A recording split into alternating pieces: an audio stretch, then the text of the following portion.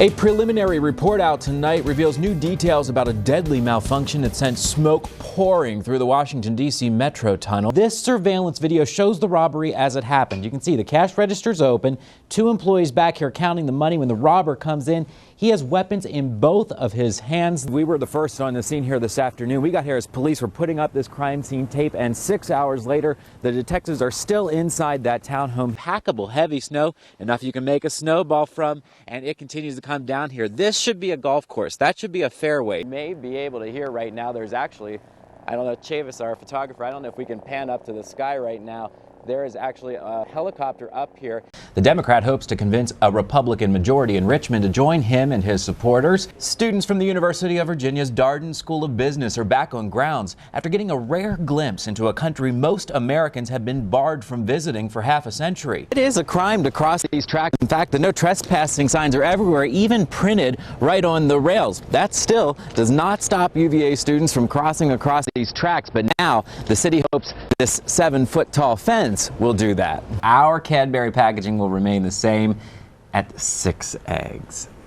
My favorite candy of the year. I have frozen Cadbury eggs before because they're only available for like a few weeks. A University of Virginia alum made her big debut last night right here on NBC's Saturday Night Live. A mother and her 2 young children are dead after that fire ravaged their apartment in Keswick. We're not worthy. We're not worthy of you, Norm. I know that, but that's another story. Hold on, what's up your sleeve? Yeah, so there's something. We need to check that. Fresh off the presses, this is the big bracket T here with the big word in orange, champions. It's a word that UVA is not too familiar with. The last time they could wear this word was 1976. That's why you see this word champions everywhere. Downtown Charlottesville is hosting one big New Year's party tonight. NBC 29's Henry Graff, our own party, are in the middle of the fun. Good Friday morning to you. I'm Matt Talhelm in for Ken Jefferson, and this is Mary Lou Retton getting ready to do her Friday backflip. I forgot to practice. The AP has called this race for Robert Hurt, and again, they are closely watching those numbers, causing some power outages out there. Just the latest numbers we have here. We want you to keep your eye right here on this guy. I can't wait to try this because the color is so great. You think kids probably would even enjoy this. Right now, I want you to take a look. They are loading up one of the last cruisers. This is one of 4 damaged in this 12-minute police pursuit. This is NBC 29 HD News at 6.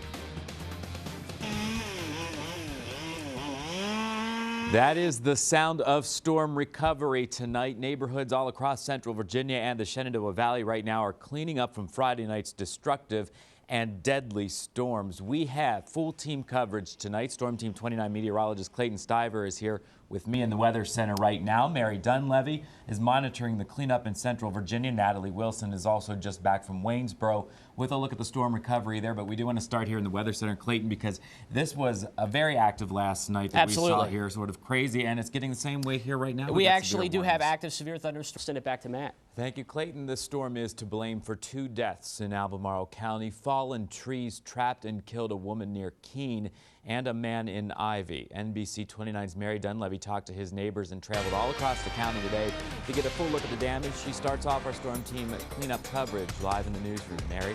Okay, Mary Dunleavy covering the cleanup in central Virginia for us tonight. Thank you, Mary. Those powerful storms left behind a trail of damage from Richmond to Hampton Roads. Heavy rain and hurricane-force wind you see there toppled trees into homes, cars, and power lines all across Henrico County. The storm continued into the southeast corner of the Commonwealth, causing damage in Portsmouth and Newport News before finally moving out into the Atlantic Ocean. In northern Virginia, the storm's powerful winds plowed over trees and knocked out power to 1.5 million customers around D.C. Many are being asked to conserve water because sewage stations in northern Virginia have also been without power. Police are warning drivers to be cautious as hundreds of trees are down, traffic lights are out just like here. Utility companies are working around the clock to restore power, but they are asking for patience. Governor Bob McDonnell has declared a state of emergency and says the recovery will take several days. You are looking at damage in Fairfax County. The storms killed 6 people across Virginia, including those 2 in Albemarle County. The governor's emergency declaration allows up to 300 National Guard members to mobilize to help with the storm recovery.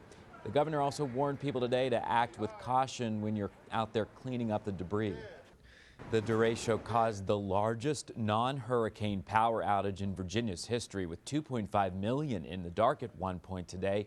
The governor says the priority right now for crews is to restore electricity to hospitals and public safety buildings first. And you are looking live at Dominion Virginia's power outage map. All of those dots show where the electricity is out right now. The whole state pretty much covered with them. Dominion reports 85,562 customers right now without power in our area. That includes 25,000 in Stanton, Waynesboro, and Augusta County. Nearly 4,100 Dominion customers in Charlottesville are still in the dark, and 1,600 outages are reported right now in Fluvanna County. Dominion says its crews will work around the clock to restore that power, but they do want you to know it could take several days to get everyone back online. 7,100 Rappahannock Electric Cooperative customers are without power in Albemarle, Greene, and Madison. Central Virginia Electric Co-op has 6,600 customers in the dark in those same counties. And Shenandoah Valley Electric Co-op reports 10,222 outages right now in Augusta and Rockingham. Without power in today's triple-digit heat, cooling centers and shelters are open all across Central Virginia tonight. Albemarle County's Burnley Moran Middle School is open for people displaced by the storm and those power outages to give you a place to relax and air conditioning. Water also was available there to cool off. Staffers say they will keep the doors open at Burnley Moran throughout the night if enough people do come by. It's going to send food. Scottsville Rescue Squad and Herman Key Recreation Center in Charlottesville also were open for anyone who needs to come in and cool down during these power outages. Ruckersville Elementary is serving as a cooling shelter for people in Greene County. The Betty Queen Intergenerational Center in Louisa is open until 7 o'clock tonight. It will reopen tomorrow from noon to 7. And Nelson County has set up 6 cooling shelters. Those are at the Roseland and Gladstone Rescue Squads, Lovingston Fire Department, Nelson Rescue Station number 2, Nelson United Methodist Church, and the Rockfish Elementary School. The American Red Cross opened a cooling center in Kate Collins Middle School in Waynesboro around 11 o'clock this morning. The organization plans to keep that center open as long as necessary, and volunteers are strongly encouraging anyone who needs to come in and use that shelter. It's here. The center says they will consider having staff members stay overnight depending on how bad things get this evening. Fishersville United Methodist Church plans to open its doors for people to cool down tomorrow after the Sunday morning services until 7 p.m. The recovery efforts are going on right now in the Shenandoah Valley. This derecho damaged homes and buildings and knocked out power on the west side of the Blue Ridge as well. NBC 29's Natalie Wilson spent the day in Waynesboro and continues our storm team coverage in the studio tonight. Natalie. Okay, Natalie Wilson in the studio for us. Thank you for that, Natalie. Many businesses are taking a beating from this storm. Downtown Waynesboro right there looked like a ghost town this afternoon. Signs filled store windows telling customers the shops were closed because of all those power outages. Most stores on Main Street, with the exception of a few gas stations, were unable to open for business today. Our storm team coverage is just getting started at 6. Coming up, what you can do with your food to keep it from going bad during this extended power outage.